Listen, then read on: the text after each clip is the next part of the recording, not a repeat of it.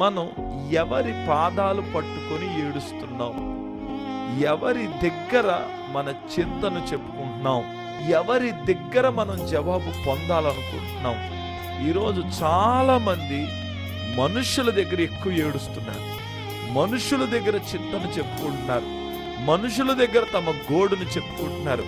Bible గ్రంథంలో హన్నాను మీరు చూడండి. ఆమె దేవుని దగ్గరికి వెళ్ళి దేవుని మందిరంలో మూలుగులతో ఏడుస్తుంది. దైవజనుడికి కూడా తన బాధను చెప్పుకోలేదు. కొన్ని సందర్భాల్లో దైవజనుడికి చెప్పుకోవడం మంచిదే. దైవజనుడికి చెప్పుకోవడం అంటే దేవునికి చెప్పుకోవడమే. నేరుగా దేవుని మందిరంలోనికి వచ్చి మూలుగులతో ఏడుస్తున్నప్పుడు ఆమెకు దేవుడు గొప్ప జవాబు ఇచ్చాడు.